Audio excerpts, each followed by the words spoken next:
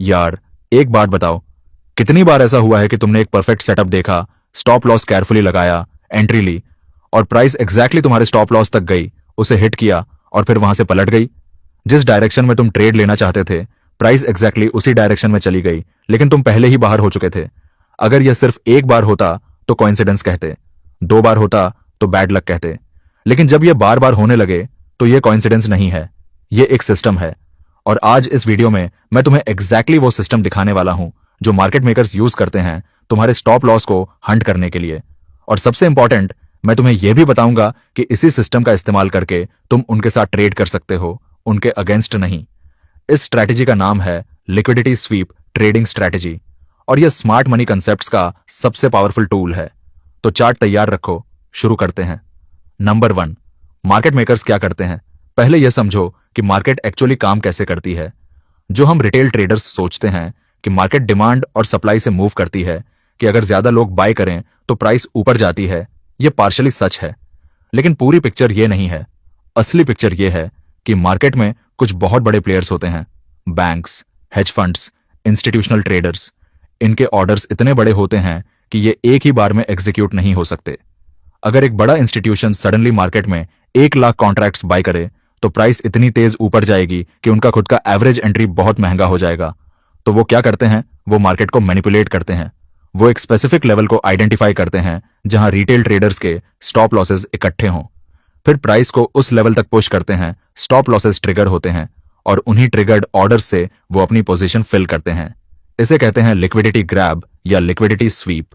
Screen पर देखो, यहां एक लेवल है जिसे प्राइस ने 2 बार रिस्पेक्ट किया, यानी 3 बार प्राइस यहां आई और बाउंस हुई। अब रिटेल ट्रेडर्स क्या करते हैं, वो इसे स्ट्रॉन्ग सपोर्ट मानकर यहां बाय करते हैं और अपना स्टॉप लॉस इस लेवल के थोड़ा नीचे रखते हैं। मार्केट मेकर्स को एग्जैक्टली पता है कि स्टॉप्स कहां हैं, तो वो प्राइस को थोड़ा नीचे ले जाते हैं, स्टॉप्स ट्रिगर होते हैं। कुछ रिटेल ट्रेडर्स नीचे ब्रेकडाउन देखकर सेल ऑर्डर्स लगाते हैं और मार्केट मेकर्स उन्हीं सेल ऑर्डर्स को बाय करके अपनी बड़ी लॉन्ग पोजीशन बना लेते हैं। फिर प्राइस शार्प रिवर्सल लेती है, ऊपर जाती है और रिटेल ट्रेडर्स हाथ मलते रह जाते हैं। यह होता है हर रोज, हर चार्ट पर। और जब तक तुम इसे नहीं समझोगे, तुम हमेशा उस साइड पर रहोगे जो लूज करती है। नंबर 2, रिटेल ट्रैप्स, वो पैटर्न्स जो तुम्हें फंसाते हैं। अब बात करते हैं उन स्पेसिफिक पैटर्न्स की जिन्हें रिटेल ट्रेडर्स सबसे ज्यादा यूज करते हैं और जिनसे मार्केट मेकर्स सबसे ज्यादा आपका फायदा उठाते हैं। पहला पैटर्न, डबल टॉप। स्क्रीन पर देखो, प्राइस ऊपर गई, एक हाई बनाया, वापस नीचे आई, फिर दोबारा उसी हाई के पास गई और वापस आ गई। टेक्स्ट बुक में यह बेयरिश रिवर्सल पैटर्न है। रिटेल ट्रेडर्स यहां सेल करते हैं और स्टॉप लॉस उस डबल टॉप के ऊपर रखते हैं। लेकिन देखो क्या होता है, प्राइस फिर एक बार ऊपर जाती है, डबल टॉप को थोड़ा ब्रेक करती है, स्टॉप्स ट्रिगर होती हैं और फिर शार्प नीचे आती है। जो रिटेल ट्रेडर के पैटर्न सही था, उसका स्टॉप लॉस हिट हो गया और जो इंस्टीट्यूशन था, उसने उसी पॉइंट पर अपनी शॉर्ट पोजीशन फिल कर ली। दूसरा पैटर्न, ट्रेंड लाइन ब्रेक। एक अप ट्रेंड में ट्रेंड लाइन बनती है, रिटेल ट्रेडर्स इसे सपोर्ट मानकर यहां बाय करते हैं, स्टॉप लॉस नीचे। मार्केट मेकर्स पहले ट्रेंड लाइन को ब्रेक करते हैं, स्टॉप्स हिट होती हैं और फिर प्राइस वापस ऊपर चली जाती है। यह हर जगह होता है, डबल बॉटम पर भी, सपोर्ट रेजिस्टेंस पर भी, राउंड नंबर्स पर भी, क्योंकि यह वही लेवल्स हैं जहां सबसे ज्यादा रिटेल स्टॉप्स इकट्ठे होते हैं। और यह जानकर फ्रस्ट्रेटिंग नहीं होना चाहिए, यह जानकर एक्साइटेड होना चाहिए, क्योंकि अब तुम जानते हो कि ट्रैप कहां है और ट्रैप को अवॉइड करना आसान है, बल्कि इन ट्रैप्स का यूज करके तुम उनके साथ ट्रेड कर सकते हो। नंबर 3, सप्लाई और डिमांड जोन्स, असली फाउंडेशन। अब आते हैं इस स्ट्रैटेजी के असली फाउंडेशन पर, सप्लाई और डिमांड जोन्स। सप्लाई जोन वो एरिया है जहां से इंस्टीट्यूशनल सेलर्स ने मार्केट में बड़े सेल ऑर्डर्स लगाए थे, इसीलिए प्राइस वहां से तेज नीचे आई। डिमांड जोन वो एरिया है जहां से इंस्टीट्यूशनल बायर्स ने बड़े बाय ऑर्डर्स लगाए और प्राइस वहां से तेज ऊपर गई। लेकिन एक इंपॉर्टेंट बात, इंस्टीट्यूशंस अपने ऑर्डर्स एक साथ एग्जीक्यूट नहीं कर सकते। तो जब प्राइस पहली बार उस जोन से मूव करती है, इंस्टीट्यूशंस के सारे ऑर्डर्स फिल नहीं होते, बाकी ऑर्डर्स वहीं पेंडिंग रहते हैं।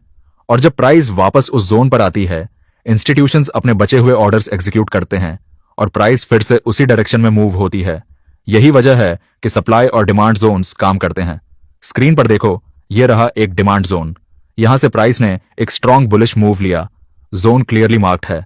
अब प्राइस वापस इस जोन पर आ रही है। यहां इंस्टीट्यूशंस अपनी remaining buy on orders execute करेंगे, लेकिन और यह बहुत जरूरी है, अक्सर प्राइस इस जोन को थोड़ा ब्रेक करके नीचे जाती है, स्टॉप लॉसेस ट्रिगर करती है और फिर वापस ऊपर आ जाती है। यही है liquidity SVEEP of a demand zone. जो ट्रेडर इसे नहीं जानता वो जोन के ठीक बॉटम पर स्टॉप लॉस रखता है और उसका स्टॉप हिट हो जाता है। जो ट्रेडर यह जानता है वो इस स्वीप का इंतजार करता है और जब प्राइस वापस जोन में आती है तब एंट्री लेता है। उसका एंट्री प्राइस बेहतर होता है, स्टॉप लॉस टाइट होता है और रिवॉर्ड बड़ा होता है। अब बात करते हैं उस चेकलिस्ट की जो तय करती है कि कोई सप्लाई या डिमांड जोन एक्चुअली ट्रेडेबल है या नहीं। इस स्ट्रैटेजी में हम किसी भी जोन को तब तक वैलिड नहीं मानते जब तक ये 4 कंडीशंस पूरी ना हो। पहली कंडीशन, कैंडल साइज। जोन से जो मूव हुआ हो वो स्ट्रांग होनी चाहिए, मतलब बड़ी बुलिश या बेरिश कैंडल्स। छोटी छोटी कैंडल्स से हुआ मूव इंस्टीट्यूशनल एक्टिविटी की निशानी नहीं है। जब एक बड़ी पावरफुल कैंडल किसी एरिया से निकले तो समझो कि यहां बड़ा पैसा आया था। स्क्रीन पर देखो, यह रहा एक डिमांड जोन और यहां से जो मूव हुआ, देखो इन कैंडल्स की साइज, बड़ी सॉलिड एग्रेसिव कैंडल्स। यह इंस्टीट्यूशनल बाइंग की क्लियर निशानी है। दूसरी कंडीशन, फ्रेशनेस। जोन फ्रेश होनी चाहिए, यानी प्राइस उसे पहले कभी रिटेस्ट न कर चुकी हो। जितनी बार प्राइस एक जोन पर आती है उतने उस जोन के पेंडिंग ऑर्डर्स यूज होते जाते हैं। एक जोन जो 5 बार टेस्ट हो चुकी है उसमें शायद अब कोई इंस्टीट्यूशनल ऑर्डर्स बचे ही नहीं। इसीलिए हमेशा फ्रेश जोन्स प्रेफर करो। पहली बार रीटेस्ट, हाईएस्ट प्रोबेबिलिटी। तीसरी कंडीशन, लिक्विडिटी स्वीप का इंतजार करो। जोन से जो मूव हुआ हो उसे देखकर 90% ट्रेडर्स को पता है कि प्राइस दोबारा भी इसी जोन से ऊपर जाएगी। अब प्राइस जब दोबारा इस जोन पर आएगी तो रिटेल ट्रेडर्स रैंडमली यहां अपनी बाय पोजीशन लेंगे, लेकिन आपको वेट करना है इन सभी के स्टॉप लॉस हिट होने का। आपको देखना है मार्केट इस लेवल के थोड़ा नीचे जाना चाहिए और वापस इस लेवल के ऊपर क्लोज होना चाहिए। चौथी condition, risk to reward. Trade लेने से पहले कैलकुलेट करो तुम्हारा स्टॉप लॉस कहां जाएगा, टारगेट कहां होगा। अगर रिस्क टू रिवॉर्ड मिनिमम 1:5 नहीं बन रहा तो ट्रेड मत लो, चाहे बाकी सब कंडीशंस परफेक्ट हों।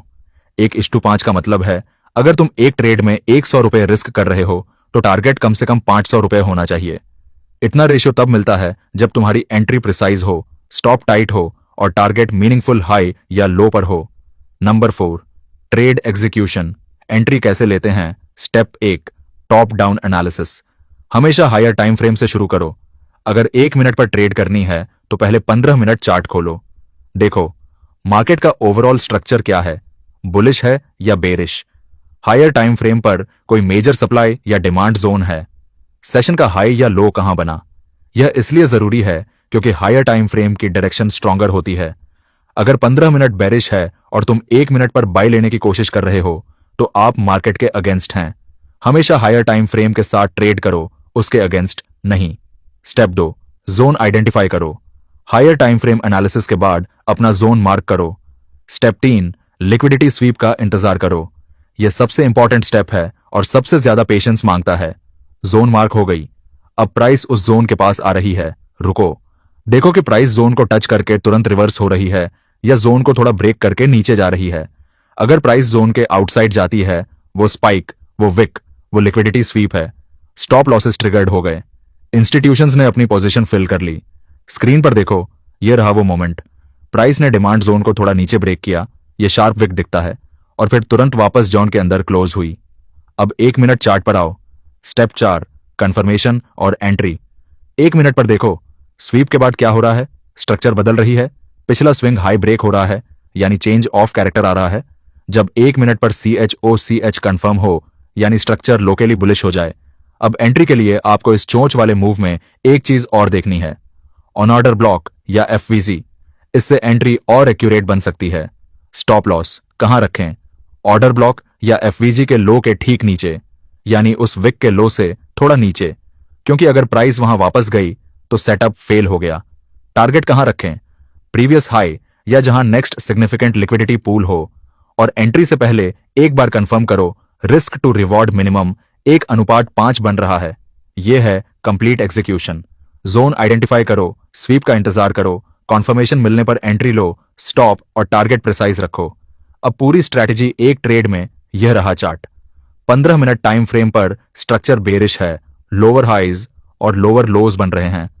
तो हम सिर्फ सेल सेटअप्स देखेंगे। यहां ऊपर एक सप्लाई जोन है, फ्रेश है, पहले कभी टेस्ट नहीं हुई। जोन से जो मूव हुआ था वो बड़ा था, स्ट्रक्चर ब्रेक हुआ था, सारी कंडीशंस वैलिड हैं।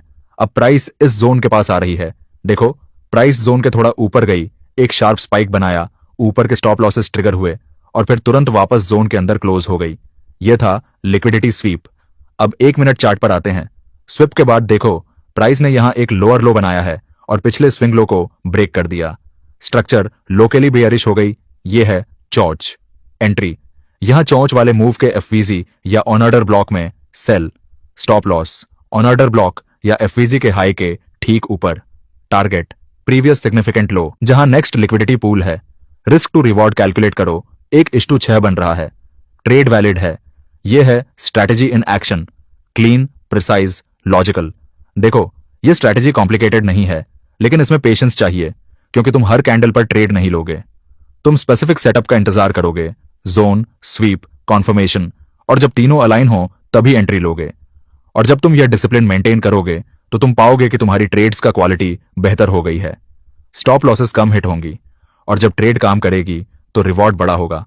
मार्केट मेकर्स का गेम समझ लिया, अब उनके साथ खेलो।